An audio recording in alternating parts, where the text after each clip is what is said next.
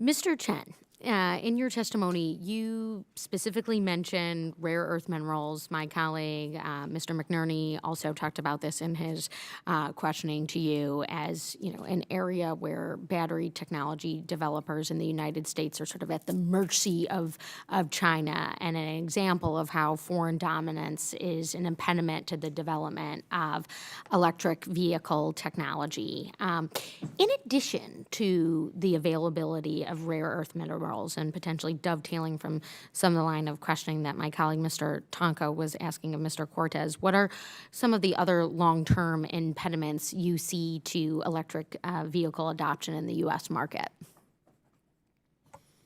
Thank you for the question. That's actually a pretty broad question, and I would have a long laundry list of things that could certainly hamper deployment of electric vehicles. I think I have to go back and look at the demand side of this and say that there are still concerns amongst consumers about understanding electric vehicles, the cost, the charging infrastructure, the maintenance requirements. I really think a lot of the impediment is education into the public and the infrastructure.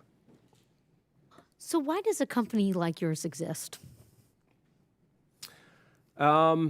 Well, without trying to sound glib, I mean, it's simply the right thing to do. Yeah. A company like Rivian exists because our founder and every member of our company believes in this technology, in the fact that our mission is to make the world, or allow the world, to continue to be adventurous.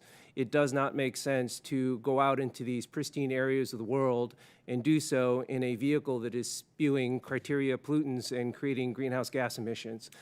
So quite simply, we believe humanity should be out there and enjoying the world and everything it has to offer, but minimizing that footprint as much as possible. Well, and certainly others agree with you, given the continued investments being made from outside investors in your company. I am so delighted that you're located in Plymouth in the old Burroughs plant, and it is certainly an exciting and vibrant atmosphere that I think is speaking to the demand that exists not only here in the United States, but around the world. And I was wondering, could you shed any light in terms of some of the global competitiveness that you see that we have here in the United States as compared to countries who maybe are making some more prominent and pronounced investments in electric vehicle technology? And where does that leave our consumer base versus what we're seeing internationally? Sure. So as you mentioned accurately, there is a high demand for our products. We've had several events where we've had folks come out and see the vehicles and generate a lot of excitement and a lot of buzz. That all said, I think the United States has a long way to go still on electric vehicle technology investment. What was mentioned earlier in my testimony and through a line of questionings about other countries, China in particular was mentioned as investing $60 billion a year into electric vehicles, not just to seed the market, but for manufacturing and technology. So I certainly think there is a role for the U.S. government to play in investment and certainly looking at how to foster this technology. Yeah. And with that, I'd love for our labs to chime in here as well and maybe talk a little bit more, in addition to what was so pronounced in your testimony, but how you see yourself interacting with companies like Rivian and the technology demand today and in the future, and what would be required of us to continue to support you and your lab efforts. Mr. Lechner, if you would like to start, we'd love to hear from you. So as we think about electric vehicles, and of course the infrastructure has to come along with it, but it's really a dance where you have to have good utilization of that infrastructure at the same time the market is there for the consumer pull of the vehicle. In lots of different models available now in electric vehicles, it's wonderful to satisfy that market, but really addressing some of those infrastructure challenges still, everything from faster charging, as I talked about, medium duty, heavy duty, at a megawatt. We are seeing successes with mass transit buses now. When you stop to think about the big 60-passenger bus in there being electrified, Chicago, New York, many other cities as well, that's a real win, where all of a sudden that technology is cost competitive to what previously was a natural gas or other biofuel fueled vehicle. Yeah, thank you for the question on that. I'm actually really excited to hear about some of the anxieties about the rare earth materials, because I believe we can provide technical solutions on there that maybe those might not be needed as much as they currently are in the future anymore.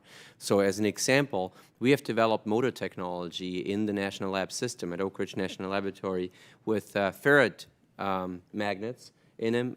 They don't need rare earth materials in them. Those are potential solutions. In order to solve some of the problems of rare earth supply, some of those issues in the United States is that waste processing is a big problem. So if you mine neodymium, for example, 90% of what comes out of that mine is cerium. We have developed a use for cerium in a new alloy which can be utilized, and therefore with the potential application of that waste product, the cost of providing neodymium has the opportunity to drop. And my last comment on that is we're working with 2 other national laboratories together in an electric drive technologies consortium, where we have the goal by 2025 to reduce the combined size of the power electronics and electric machinery component for an electric vehicle, to reduce that by a factor of 8 compared to what's currently in vehicles in there. All of those technology developments will have a dramatic positive impact.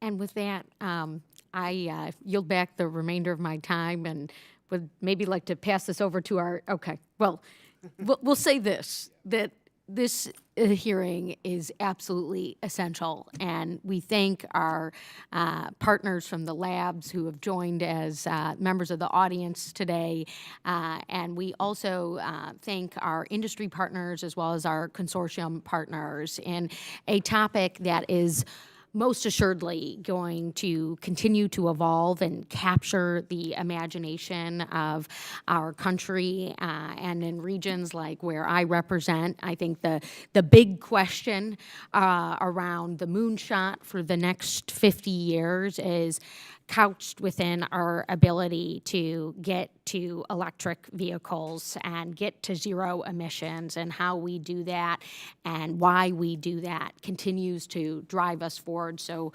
know that the history of today's hearing, the great leadership that we have from Chairman Lamb and the incredible colleagues that I have the privilege of serving on this committee with, will continue to carry the ball forward and develop legislation that will advance the work of our labs and assist the charge to bring electric vehicles and the infrastructure to proliferate them into the marketplace as part of our legislative portfolio. So thank you all so much for being here. The record will remain open for 2 weeks for additional statements from members or for any additional questions that committee members may have of the witnesses. At this time, the witnesses are excused and the hearing is now adjourned.